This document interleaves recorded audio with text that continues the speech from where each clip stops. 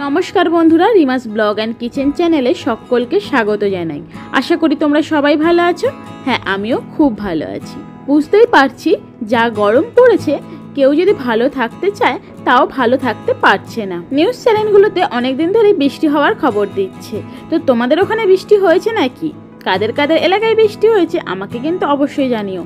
आमादेर कलकाताते किन्तु एखोनो बृष्टि हয়নি। যাই হোক आज आमी तोमादेर साथे दই কাতলার रेसिपि शेयर करब যেটা আমি আমার অ্যানিভার্সারিতে বানিয়েছিলাম। আশা করি তোমরা আগের ভিডিওটা দেখেছো। যদি ভিডিওটা না দেখে থাকো তাহলে জলদি গিয়ে আগের ভিডিওটা দেখে। আর এই দই কাতলার রান্নাটা কিন্তু সকলের খুব ভালো লেগেছিল, স্পেশালি আমার বড় মশাইয়ের। আর আমি সেই রেসিপিটাই তোমাদের সাথে শেয়ার করব। তাহলে চলো সরাসরি রেসিপিতে চলে যাওয়া যাক। এখানে আমি কাতলা মাছগুলো বেশ ভালোভাবে ধুয়ে নুন আর হলুদ মাখিয়ে রেখে দিয়েছি। এবার চলো কিছু পেস্ট বানিয়ে নেওয়া যাক। এখানে আমি 3টে পেঁয়াজ পেস্ট করে নিয়েছি। আর আমি 1 ঘন্টার মতো কাজু চালমগজ আর পোস্ত ভিজিয়ে রেখে দিয়েছিলাম।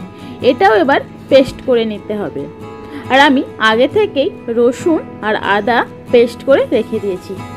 এই যে দেখো কাজু চালমগজ আর পোস্তটা কিন্তু পেস্ট করা হয়ে গেছে। এবার মাছটা ভেজে নেওয়া যাক। প্রথমে তো গ্যাসে কড়া দিয়ে দিয়েছি। এবার কড়াটা গরম হয়ে গেলেই সরষের তেল দিয়ে দেব। তেলটা গরম হয়ে গেলে এক এক করে কাতলা মাছগুলো তেলের মধ্যে দিয়ে দেব। তারপর আর কি কাতলা মাছগুলো বেশ ভালোভাবে ভেজে নিতে হবে।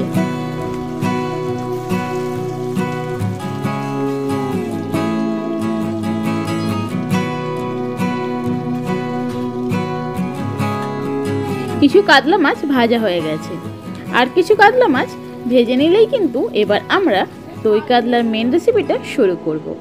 তো কাতলা মাছগুলো দেখছো ভাজা হয়ে গেছে।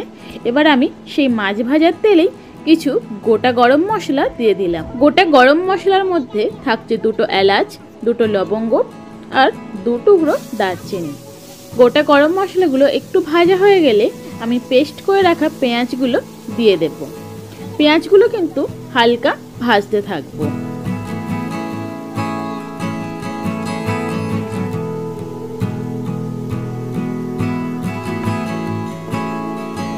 পেঁয়াজ একটু হালকা ভাজা হয়ে গেলে তার মধ্যে দিয়ে দেব 2.5 চামচের মতো আদার পেস্ট। এখানে আমি একটু বেশি পরিমাণেই দিচ্ছি, কেননা আমরা অনেকজন আছি, যার জন্য গ্রেভিটা একটু বেশি বানাবো। তাই যতটুকু প্রয়োজন আমি ততটুকুই আদার পেস্টটা দিচ্ছি। আর দিচ্ছি 2 চামচ রসুন পেস্ট। এরপর সমস্ত মশলাগুলো ভালোভাবে নাড়াচাড়া করে আরও কিছুক্ষণ ভাজতে থাকবো। আদা রসুন পেঁয়াজ কিছুক্ষণ ভাজার পরে দিয়ে দেব 2 চামচ হলুদ গুঁড়ো, 1 চামচ শুকনো লঙ্কার গুঁড়ো। তোমরা এখানে চাইলে কাঁচা লঙ্কাও ব্যবহার করতে পারো। এরপর সমস্ত মশলাগুলো একসঙ্গে ভালোভাবে নাড়াচাড়া করে নেব। এরপর দিয়ে দেব স্বাদ মতো লবণ আর পরিমাণ মতো চিনি। এবার পুরো মশলাটা কষতে থাকতে হবে যতক্ষণ না মশলা থেকে ভালোভাবে তেল বেরিয়ে আসছে।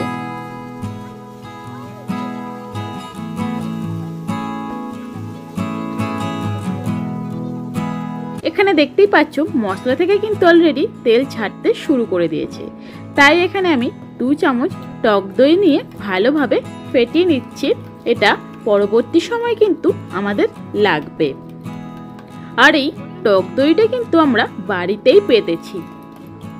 তোমরা যদি চাও এই টক দই কিভাবে পাতে সেই ভিডিওটাও আমি তোমাদের সাথে শেয়ার করব।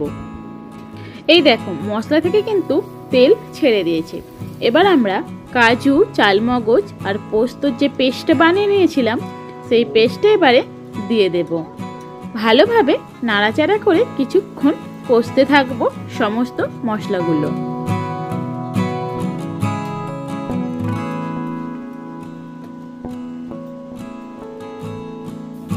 বেশ কিছুক্ষণ ধরে মশলাটা কষে নিয়েছি।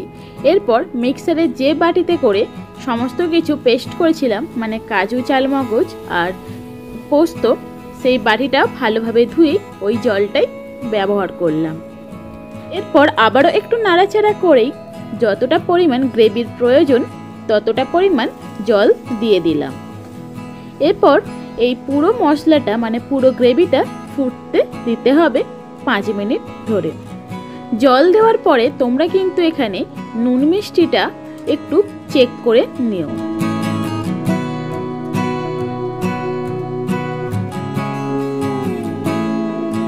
গ্রেভিটা বেশ কিছুক্ষণ ধরে ফুটে গেছে। এরপর আমি একে একে মাছ ভাজাগুলো তুলে দিচ্ছি। এবার মাছ সহ গ্রেভিটা আরও 2 থেকে 3 মিনিট ফুটতে দিতে হবে, যাতে মাছের ভিতরে গ্রেভিটা বেশ ভালোভাবে ঢোকে।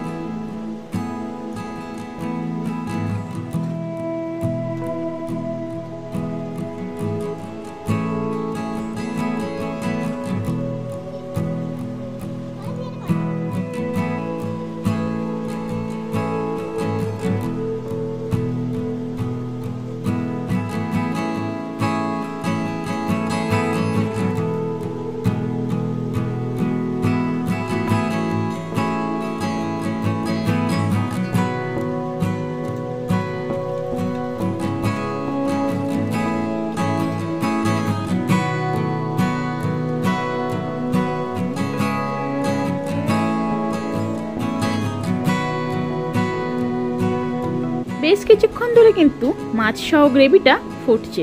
এবার আমরা এর মধ্যে ফেটিয়ে রাখা টক দইটা দিয়ে দেব। তারপরে 1 মিনিট কিছু একটা চাপা দিয়ে রেখে দেব।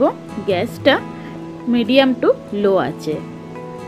তোমরা দেখেই আশা করি বুঝতে পারছো দই কাতলার গ্রেভির থিকনেসটা কিন্তু একদম পারফেক্ট হয়েছে। একেবারে ঘন না আর একেবারে পাতলাও না, পুরোপুরি অনুষ্ঠান বাড়ির মতোই কিন্তু হয়েছে।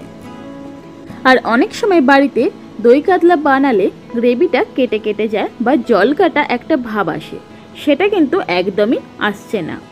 2 থেকে 3 মিনিট মিডিয়াম টু লো আছে দই কাতলাটা ফুটে গেছে। এবার নামিয়ে নেওয়ার পালা। তবে তার আগে একদম অল্প পরিমাণে গোটা গরম মশলা দিয়ে ভালো করে নেড়ে চেড়েই নামিয়ে নিতে হবে দই কাতলাটা।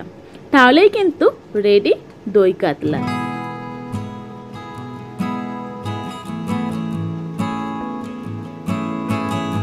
এই দেখো দই কাতলা পুরোপুরি কমপ্লিট হয়ে গেছে। আর এই হচ্ছে দই কাতলার ফিনিশিং লুক। এর টেস্ট কিন্তু অসাধারণ হয়েছিল। তোমরা এইরকমভাবে বাড়িতেও বানিয়ে দেখতে পারো। আর বাড়িতে বানালে আমাকে কিন্তু কমেন্ট করে জানাতে ভুলো না যে কেমন হয়েছে। যারা একটু মাছ প্রেমী মানুষ তাদেরকে এইরকমভাবে দই কাতলা বানিয়ে দিয়ে দেখো, তারা শুধু এই দই কাতলা দিয়েই কিন্তু 1 থালা ভাত শেষ করে দেবে।